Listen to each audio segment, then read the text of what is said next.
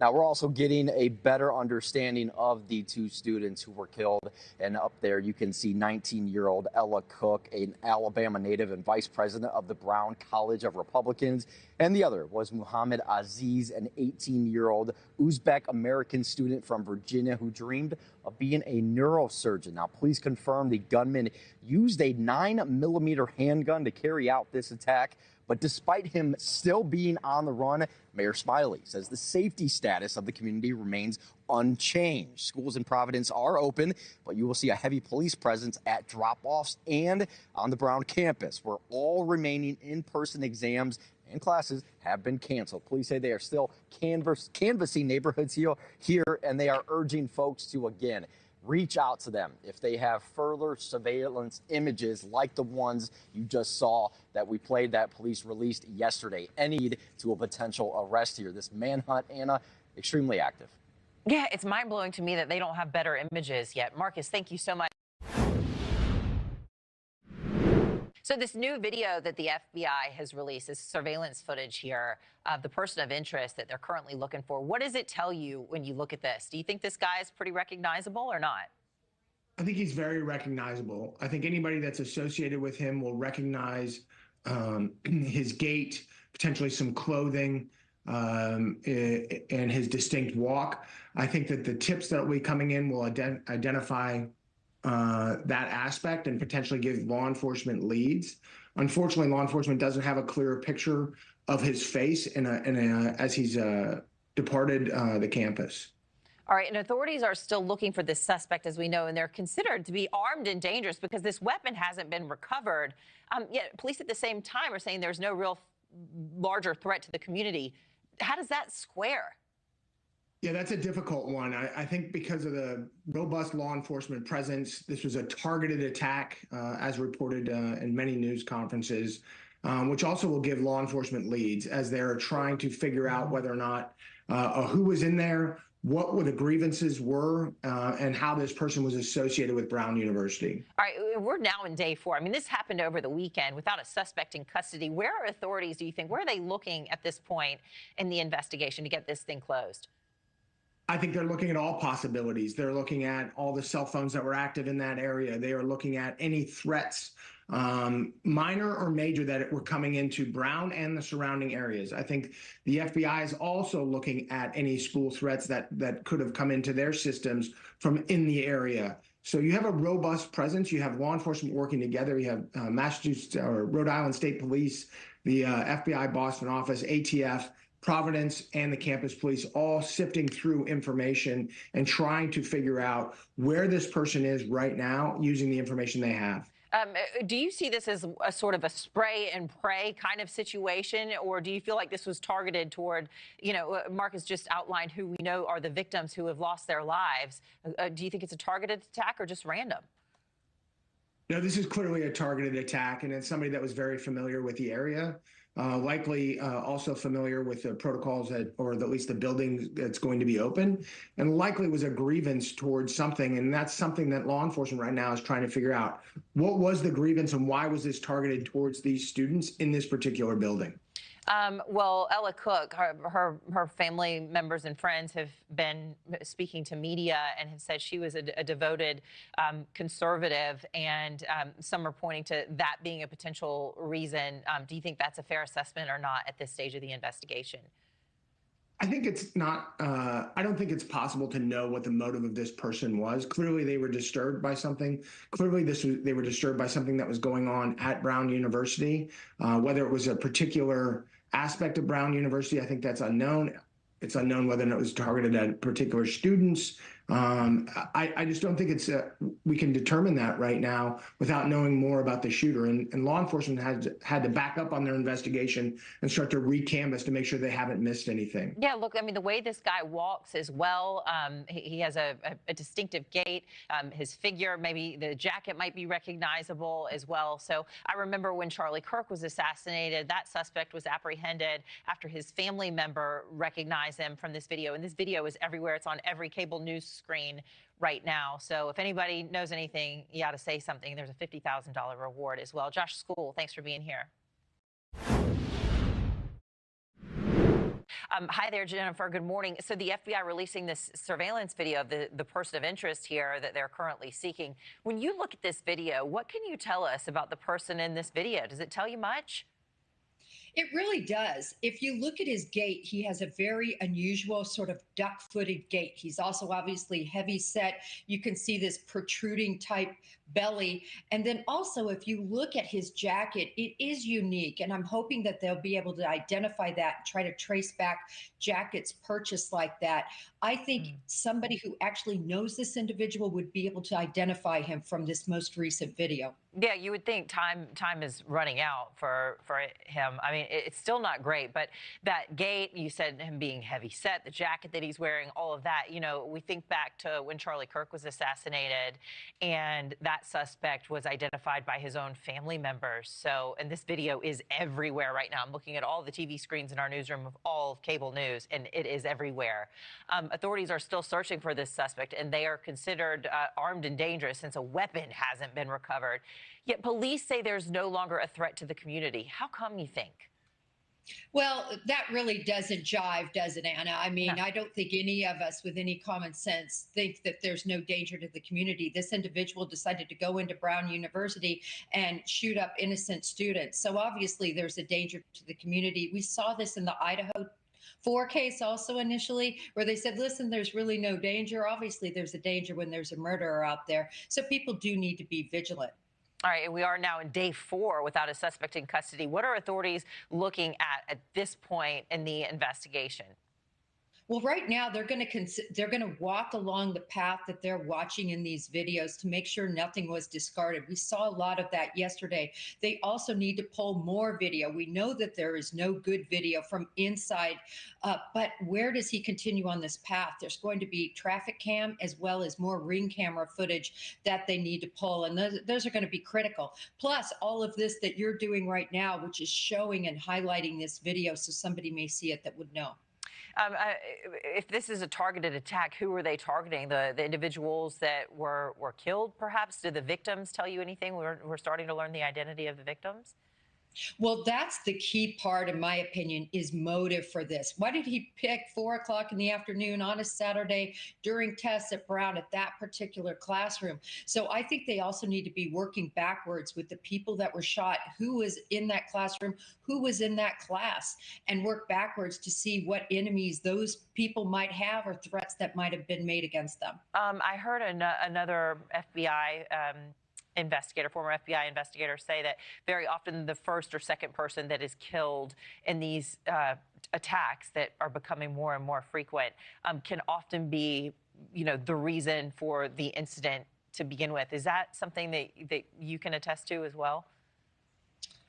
Uh, no, not particularly. I mean, a lot of times these individuals have a vendetta toward a university or toward an issue that happened there, and it's a spray and pray situation. When I look at this, look, he used a 9mm, and Anna, this is one of the most easily acquired guns there is. It's also the most easy to shoot weapon. That's why the FBI carries it. So when I look at this, I don't look at anybody that's necessarily military trained or knew exactly who he was even shooting particularly. So I think this was more a targeted attack at that university and at that classroom. Yeah, that Ivy League university, you would just imagine that they would have more cameras, or I've heard there are a lot of cameras there, but it's just unreal. This is the best we've got. Jennifer Coffendorfer, thank you so much. Thank you.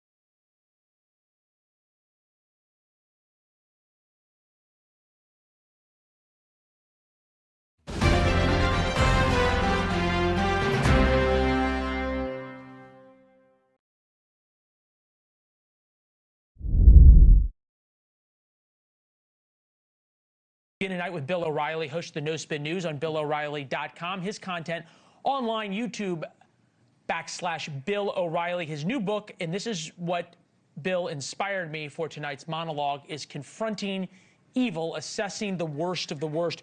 Part of confronting evil is being honest about the problem. Islamic terrorism is evil. Are Western politicians and Western culture being honest about what it is and the dangers from it? Well, that's why Ayatollah Khomeini's on the cover of Confronting Evil. That's why I threw him on the cover, because he ignited the jihad. And there are two kinds of anti-Semitism in the world. Most people don't know this. The first kind is familial, where you're a little kid, you're born, your parents are telling you that Jews are the devil and all kinds of bad stuff. Throughout your whole childhood, that's what you hear. Jews are bad. Got to get rid of the Jews. That's familial anti-Semitism, okay? Mandami, the elected mayor of New York City, comes from that environment, all right? Second kind of anti-Semitism is ignorance. That's the college students at Columbia and other colleges that take over the campus and scream about stuff they have no blanket idea about, no solutions, don't know the history, don't know anything about it. They're ignorant. And then they apply their ignorance to individuals. So Jewish students are scorned. And when you combine those two elements of anti-Semitism, you pretty much cover it all. Now, a couple of things should be pointed out. Crazy Muslims kill other Muslims. Sure. Just go look up the Iran-Iraq war, okay? Well, yeah, no, About a million. that's why the United Arab Emirates and others warn the most and are the most afraid of radical Islam. And they are much, you know, it's the irony, right, Bill, that they are much tougher on radical Islam in the United Arab Emirates or in Saudi Arabia or in Jordan. They are much more scared of it than they are in Europe, in Canada, in parts of the United States, and in Australia. Why is that? Because the Western countries don't understand it. So Muslims comprise less than 1% of the American population. Americans have no idea about what Islam is, what Muhammad, the prophet, did, what the Wahhabists teach the young kids when they get out of their house. They go to school and they hate Jews there. So doesn't this go though beyond Jews, right? And I say this because you just said but the Jews are the Muhammad. centerpiece. Yeah, but what Muhammad teaches, okay, a lot of the teachings of Islam, if you go back and look at it, the tenets of Islam are not compatible with Western values. Yes, the Jews are the canary in the coal mine, but even Bill, as a God-fearing Catholic as you are, to many Muslims, you are still an infidel. Yeah, and in some places, I don't deserve to live. But it's Jewish-centric. And then if you support Israel or the United States, which is deemed by the fanatical Islamist movement as pro-Israel, so we're the same as they are, okay, then you deserve to die.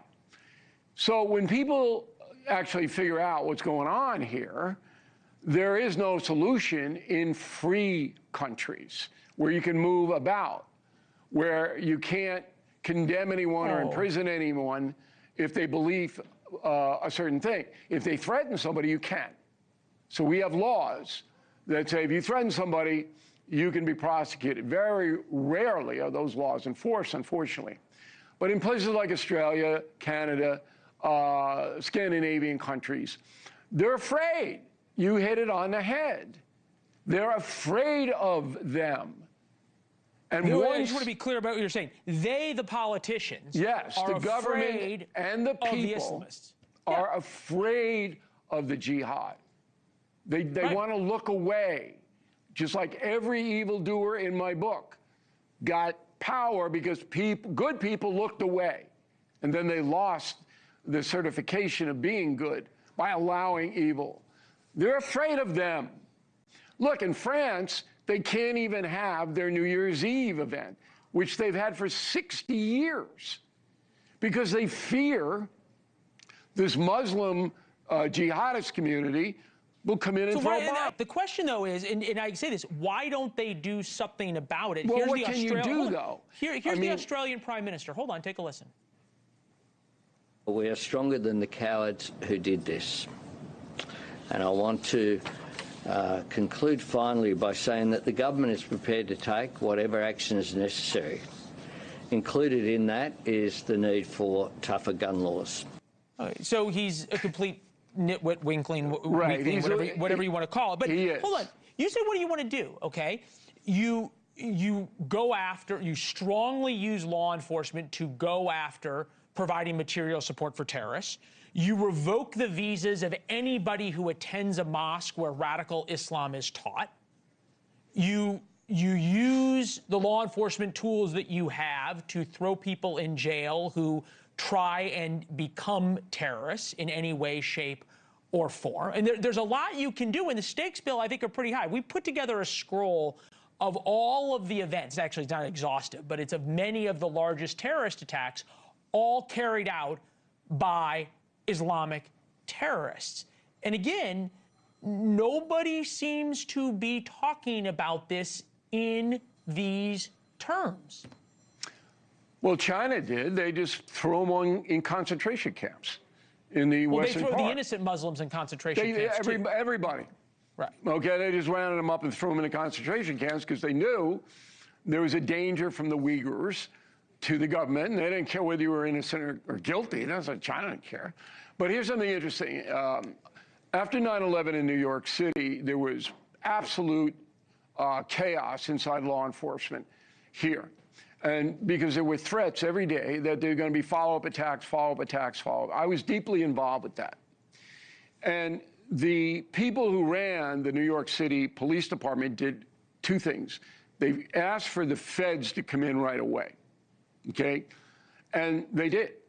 All right? So they wanted the resources, the worldwide resources. And then the NYPD actually went to countries like France, high-value targets, they called them, with officers. And they put a cordon around the city. Any known mosque that preached violence was surveilled inside and out. They hired a whole bunch of Middle Eastern undercover agents to go in. They picked these guys up, boom, boom, boom, boom, boom. And once they were facing a hard time because they were terrorists, they were being charged federal terrorists, they gave up other people. It was almost a miracle. There were no other terrorist attacks after 9/11. We've lost the will to do that. And I think it goes deeper than that, though. And I keep coming back to this. Radical agree that that's bad. Ilhan Omar seems to sort of be in this world that she doesn't want. It's another one. Okay. But I think that there's a different issue here, though, with actually dealing with the tenets of Islam, dealing with what this religion. You can't do that in America. But I don't know. Can't do it. You can call it out, and that's not what's happening. Right. For example, CNN, Abby Phillip was on, and that was a big discussion of whether the culture of a number of these countries, Somalia, Afghanistan, the list goes on, Pakistan, is compatible with American culture. Take a listen. In Minnesota, we've seen 81% of Somalians are on welfare, 35% of Somalia's GDP is remittances, and now they've stolen at least $1 billion, maybe $8 billion. And so there's a question, the Somalian community. So there's a question, do we want to continue to allow the people... Somalian community did not steal $1.6 billion. And it went on to whether or not culturally you can have people who believe in gender mutilation coming into America and not assimilating. Listen, the progressive movement, which controls the Democratic Party, is sympathetic to, I'm not going to say violence, but they don't want to tag any groups with being untoward. You see that. Look, when Biden surrendered in Afghanistan, the president of the United States surrendered. They knew that every woman in the country, Afghanistan, was going to be brutalized. Right. Every one. Yet, Biden, oh, no, women, oh, I want them in power. Women, they knew it. They put ideology, Israel is bad, Israel is a war state, above protecting the innocent. That is what the progressive movement, not only here, but in the drug issue, in almost every issue does. They put their fantasy ideology, oh, this is the way it should be. When it comes right down to it, they're throwing every Afghan woman not only under the bus, but in the grave. You get out of line in Afghanistan, right? Okay? Well, it's not you just know what Afghanistan. happens to you. Yeah, it's not just Afghanistan. I mean, most Islamic majority countries, no freedom of religion, no freedom of speech, no freedom of assembly, no freedom of protest, and women are property.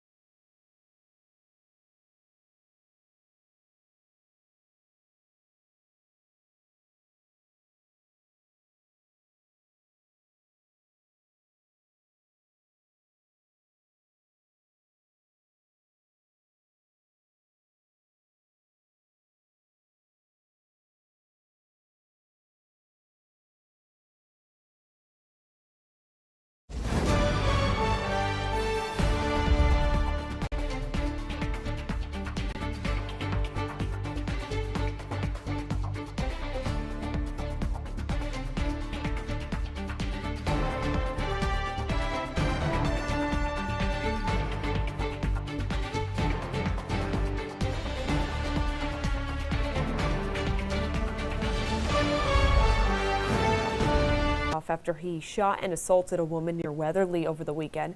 She was treated at a hospital and has since been released. They have now issued an arrest warrant for Vasquez. And a Hometown Hero banner with former President. Local headlines, trending stories, and of course, I will have your weather as well. Yep, coming